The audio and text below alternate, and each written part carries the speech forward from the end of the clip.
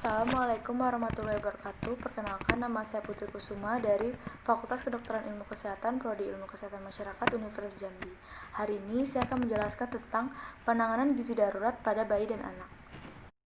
Penanganan gizi darurat pada bayi dan anak biasanya ditunjukkan untuk meningkatkan status gizi, kesehatan, dan kelangsungan hidup bayi dan anak dalam keadaan darurat melalui pemberian makanan yang optimal. Yang pertama, ada pemberian ASI atau air susu ibu pada bayi yang dilakukan pada umur 0-6 bulan. Pemberian ASI ini dilakukan 8-10 kali setiap hari. Yang kedua, ada pemberian makanan pada anak umur 6-12 bulan. Setelah anak umur 6 bulan, setiap bayi membutuhkan makanan lunak yang bergizi. Namun, pada saat bencana, hanya ada makanan bayi instan. Nah, bagaimana MPASI instan tersebut bisa mencukupi gizi pada anak? Berikut ini ada pola makanan anak umur 0-24 bulan.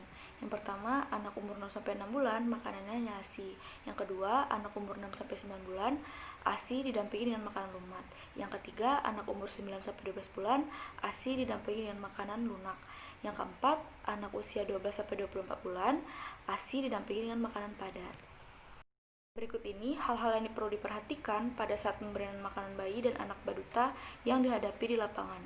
Yang pertama, kita harus memahami perasaan ibu terhadap kondisi yang sedang dialami. Yang kedua, kita harus memberikan prioritas kepada ibu yang menyusui untuk mendapatkan distribusi makanan tepat waktu. Yang ketiga, kita harus menganjurkan ibu agar tenang dan bangkitkan motivasi ibu untuk menyusui bayinya. Yang keempat, anjurkan ibu agar mengkonsumsi makanan bergizi seimbang yang cukup jumlahnya. Yang kelima, kita memastikan ibu mendapat tambahan makanan dan cairan yang mencukupi. Yang keenam, kita memberikan pelayanan dan perawatan kesehatan yang memadai.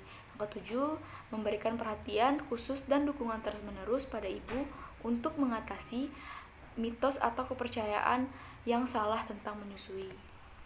Lalu, yang kedelapan, memberikan penyuluhan pada tokoh masyarakat, tokoh agama, dan keluarga yang dapat mendukung ibu untuk menyusui. Yang kesembilan, menyediakan tempat-tempat untuk menyusui yang memadai atau kamar laktasi. Yang kesepuluh, mengawasi sumbangan susu formula, serta menolak sumbangan yang tidak memiliki label, kemasan yang rusak, bahasa yang tidak dipahami pengguna, batas kadaluarsa. Batas kadaluarsa yaitu minimal 6 bulan sebelum tanggal kadaluarsa. Yang ke-11, jika ibu bayi tidak ada atau dalam keadaan meninggal, ibu sakit berat, atau ibu tidak dapat menyusui lagi, maka kepada bayi diberikan alternatif. Yang pertama, mencari kemungkinan donasi ASI dari ibu yang sedang menyusui. Yang kedua, khusus untuk bayi 0-6 bulan dapat diberikan susu formula dengan menggunakan cangkir dan tidak boleh menggunakan botol atau dot. Susu formula diberikan sesuai dengan petunjuk pengguna. Lalu, susu formula harus dipersiapkan dengan menggunakan air masak. Lalu, tidak dianjurkan diberikan makanan lain. Yang terakhir, susu kental manis tidak boleh diberikan pada bayi umur kurang dari 1 tahun. Lalu, ada identifikasi cara pemberian makanan bayi dan anak. Ada 2 cara. Yang pertama, identifikasi sederhana. Yang kedua, ada identifikasi lengkap. Untuk identifikasi sederhana, memiliki beberapa kelebihan. Yang pertama, mudah dilakukan, lalu bisa dilakukan secara individu, tidak diperlukan keterampilan medis atau gizi, dan dapat menentukan apakah dalam waktu singkat bayi berisiko kekurangan makanan. Lalu, hasil identifikasi sederhana akan menentukan apakah pasangan ibu dan bayi perlu dirujuk untuk mendapat identifikasi lengkap. Yang kedua, identifikasi lengkap, yaitu mencakup dapat dilakukan di tempat fasilitas kesehatan untuk mengetahui apakah posisi ibu dan bayi saat menyusui sudah benar, lalu apakah perlekatan bayi pada payudara ibu sudah benar. Lalu, ada penanganan gizi darurat pada kelompok usia lebih dari 24 bulan. Upaya penanganan gizi darurat pada usia lebih dari 24 bulan pada umumnya dilakukan untuk mencegah memburuknya status gizi dan untuk meningkatkan status gizi masyarakat di pengungsian. Upaya ini juga ditunjukkan untuk memantau perkembangan status gizi pengungsi melalui kegiatan surveillance. Prinsip penanganan gizi darurat terdiri dari 2 tahap. Yang pertama, tahap penyelamatan. Yang kedua, tahap tanggap darurat. Tahap penanganan gizi darurat ada 3 fase. Fase pertama adalah saat pengungsi baru terkena bencana dan petugas belum sempat mengidentifikasi pengungsi secara lengkap. Fase kedua adalah pengungsi sudah lebih dari 5 hari bermukim di tempat pengungsian. Sasaran dari fase ini adalah seluruh pengungsi dengan kegiatan pengumpulan dan pengolahan data dasar status gizi. Yang ketiga, fase ketiga adalah tahap dimulai selambat-lambatnya pada hari ke-20 di tempat pengungsian.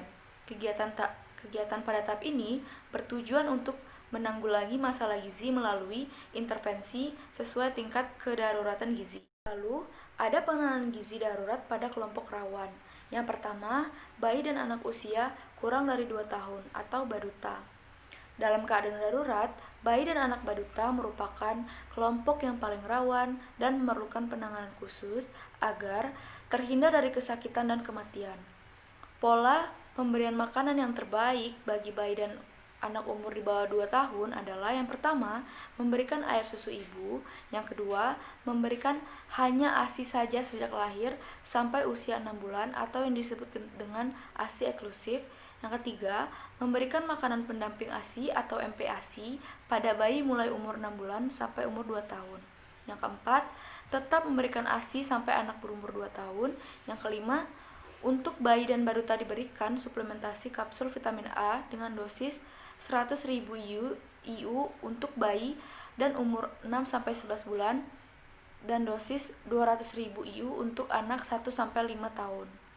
Lalu, untuk makanan anak usia umur 2-5 tahun, yang pertama terdiri dari makanan utama yang diberikan berasal dari makanan keluarga yang tinggi energi, vitamin, dan mineral.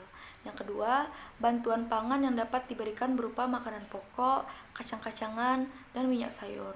Yang ketiga, khusus pada anak yang menderita gizi kurang atau anak gizi buruk, pada fase tidak lanjut atau setelah perawatan, perlu diberikan makanan tambahan, seperti makanan jajanan dengan nilai zat gizi, energi 350 kilokalori, dan protein 15 gram per hari. Terakhir, ada makanan ibu hamil dan menyusui. Ibu hamil dan menyusui memerlukan tambahan zat gizi. Ibu hamil perlu penambahan energi sebesar 300 kalori dan protein 700 gram. Sedangkan ibu menyusui perlu tambahan energi 500 kalori dan protein 17 gram. Suplementasi vitamin dan mineral untuk ibu hamil adalah FE 1 tablet setiap hari. Khusus ibu nifas 0-42 hari diberikan 2 kapsul vitamin A dosis 2.000 IU, yaitu 1 kapsul pada hari pertama dan 1 kapsul pada hari berikutnya, selang waktu minimal 24 jam. Pemberian vitamin dan mineral dilakukan oleh petugas kesehatan. Sekian, itu saja yang bisa saya sampaikan. Lebih dan kurang saya mohon maaf. Saya akhiri. Wabillahi taufiq wal hidayah. Wassalamualaikum warahmatullahi wabarakatuh.